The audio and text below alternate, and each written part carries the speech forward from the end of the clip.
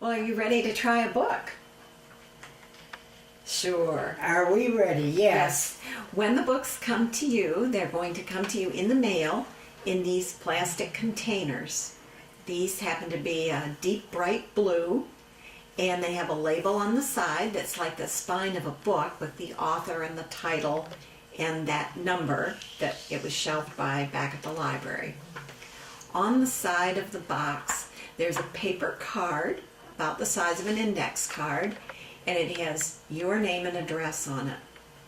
And up in the corner where the postage would go, it's pre-printed, free matter for the blind. Now, after you get done listening to a book, or say you didn't really care for the book and you want to return it to the library, you slide the card out. It's just slid under 3 edges. You turn the card over and you turn the box around.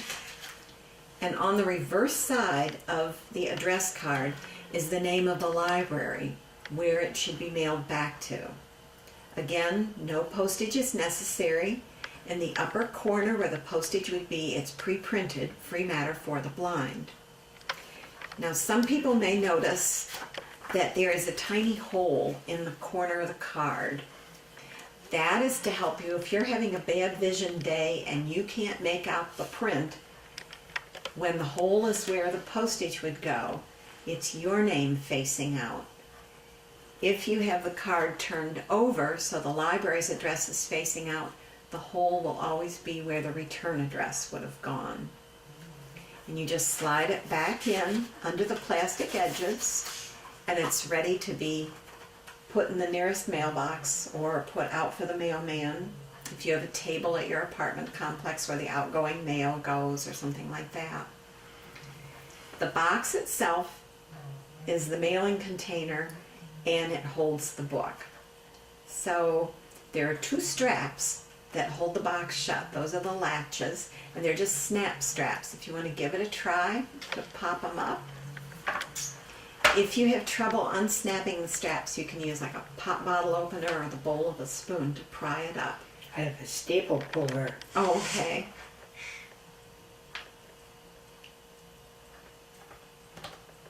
They do work a little stiffly. That's why I suggest you try the other stuff. The box is hinged, and it opens on the same side as the straps. It's hinged so the lid won't fall off. Oh, Inside there's the book. is the book, and we call these cartridges because they're not really cassette tapes. These are the digital books. It has a little hole in one side that you can use to grab it with your finger to hook it and get it out of the box. And then we'll just put the box to one side. Now, the title of the book appears on the top of the cartridge. Again, if you're having trouble making out the print and you're not sure which side is the top side of the cartridge, you can feel the braille bumps. Even if you can't read braille, if you can feel what seems like grit. You know that's the top. That's the top. And you're going to hold that cartridge so the hole is towards your chest. At the other end, there's a tiny metal edge, and that's the book. Maybe you can turn it around so they can get a glimpse of it on the camera. But that's the end that's going to be inserted in the slot. So, in here. we're going to turn your player a little bit at an angle. Yep. Now, insert the book in the slot, and it'll go up to the finger hole. It won't pinch your finger, but it kind of grabs the cartridge. Closing the user guide. Okay. Devil May Care, the new James Bond novel by Sebastian Faulks. Okay, we're going to pause it for a moment. DB6699. Okay, as soon as you insert the book, because the player's on, the narrator will begin to read you the information. And just like the old cassettes that we had, the books on cassette, they read you everything, the title page, the author, the title, the copyright, the place of publication. They give you a brief annotation, and they tell you something about the author. They'll tell you how many hours it takes to listen to the book, and then they'll go on and continue then with starting with the table of contents and the page numbers. As you listen to the book with this new digital book, you never have to stop at the end of side 1 and turn the cassette over. Instead, it will play all the way through unless you get tired of listening to it, in which case you just press the green play stop button and then press Player the power off. button. And you leave it in the slot until you're ready to listen again, at which time you turn the machine on. Player on. Devil May Care, And there you the go. new And it James starts Bond in- novel Current position. You Devil read, May Care, it reads the new James everything that's in the front on the one page where it tells. The very first time, yes. Now, when you stop it and restart it, like later in the day, it will repeat the author, the title, the digital book number, how many hours of listening time remain on the book, and then it will tell you where current position. It'll repeat the title again, and you're thinking, oh no, he's starting back at the very beginning. No, they just go through that twice before they then go on and pick up wherever it was you left off. Who trains the people who read?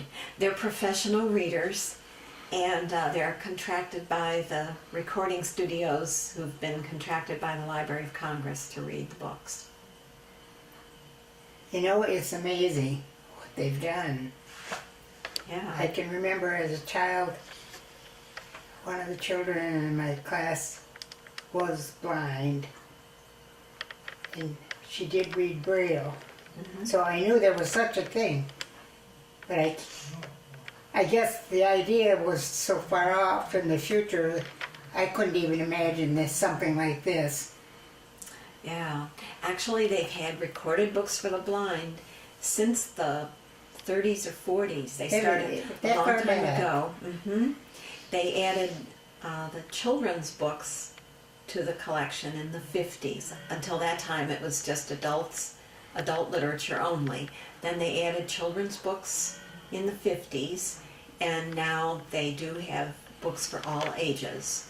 Obviously, they can't record everything that's published because there's only so much budget money to go around. Yeah. So they do a selection. That's why they start with the bestsellers, and with the children's books, the bestsellers there too. And I'll bet at a guess there's Harry Potter books. Yes, there are. And when it's a very, very, very popular book like that, they really try to get a head start on getting the book recorded so that it comes out within a few months after the print copy is published.